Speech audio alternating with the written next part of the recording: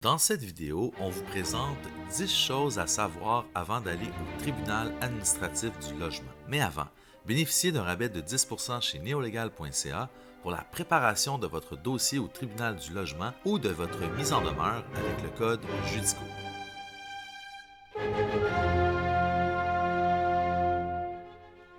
Numéro 1. De l'arrivée au TAL à votre audition. La première chose à savoir est qu'il y a plusieurs dossiers qui sont normalement entendus par le juge qui va entendre votre dossier durant la même journée.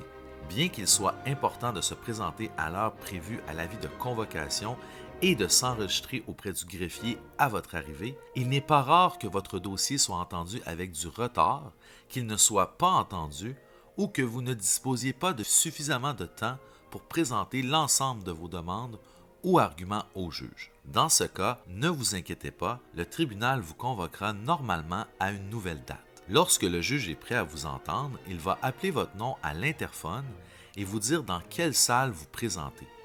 Le juge va normalement vous attendre dans la salle d'audience et vous demander de vous asseoir. Il va ensuite vous expliquer brièvement le fonctionnement de l'audience et demander à la personne qui a déposé la demande de présenter sa preuve et ses témoins en premier. Numéro 2, la remise. Normalement, le tribunal ne vous consulte pas avant de fixer votre date d'audition. Il est donc possible que vous ou votre représentant ne soyez pas disponible à la date qu'il vous impose. Dans ce cas, vous devez d'abord essayer d'obtenir le consentement de la partie adverse pour que le dossier soit remis et vous devez communiquer ce consentement au tribunal le plus tôt possible. S'il n'est pas possible d'obtenir le consentement de l'autre partie, il est quand même recommandé d'écrire au tribunal pour demander la remise et expliquer les raisons qui justifient votre demande. Il est également possible de demander une remise lors de l'audition, mais le juge a alors une grande discrétion pour refuser votre demande. Le fait de vouloir être représenté par avocat n'est pas toujours un motif accepté.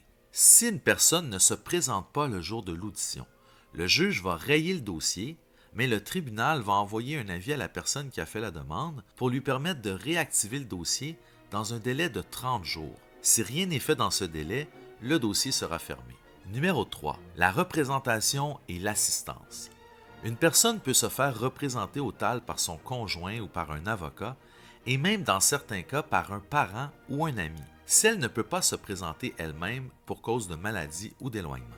Dans ce cas, la personne qui se présente au tribunal devra avoir en sa possession un mandat écrit. Une personne morale peut être représentée par un administrateur, un dirigeant, un employé ou par un avocat. Par contre, aucun avocat ne peut agir pour une demande dont le seul but est d'obtenir le remboursement d'une somme de 15 000 $ ou moins, comme une demande en recouvrement de loyer par exemple. Enfin, une partie peut être simplement assistée lors de l'audition à cause de son âge, de son état de santé, de sa vulnérabilité ou de sa maîtrise de la langue, mais elle doit obtenir l'autorisation du tribunal.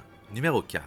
Les documents. Lors de l'audition, vous devez avoir suffisamment de copies de documents que vous allez vouloir présenter au juge. Quand on parle de documents, on parle de la preuve comme des photographies, mais aussi des documents qui vont soutenir vos arguments, comme la jurisprudence. Il ne faut pas sous-estimer la jurisprudence.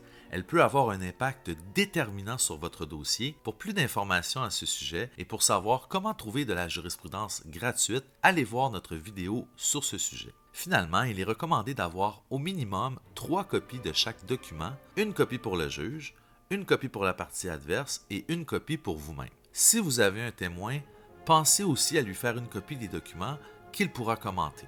Numéro 5. Modification de la demande. Il est possible d'ajuster vos réclamations et vos demandes verbalement au début de l'audience. Il faut par contre que le juge vous l'autorise. Numéro 6. Les témoins. Si vous voulez forcer une personne à venir témoigner lors de votre audition, comme un voisin ou un concierge par exemple, vous devez lui transmettre un subpénat ou une citation à comparaître au moins 3 jours avant la date de l'audition. Ce subpénat doit être préalablement signé par le tribunal ou un avocat et remis aux témoins par huissier. Il faut savoir que le tribunal demandera normalement à ce que les témoins restent à l'extérieur de la salle en attendant leur témoignage pour pas qu'ils ne soient contaminés. Les parties et leurs représentants peuvent par contre rester dans la salle en tout temps. Le tribunal peut en outre faire entendre un témoin par visioconférence et même par téléphone. Il est aussi possible de déposer un document signé par un médecin, un policier, un pompier ou un inspecteur municipal sans avoir à le faire témoigner. Par contre, la partie adverse pourra vouloir faire témoigner cette personne, ce qui pourra entraîner un ajournement de votre dossier le temps que ce témoin puisse être entendu.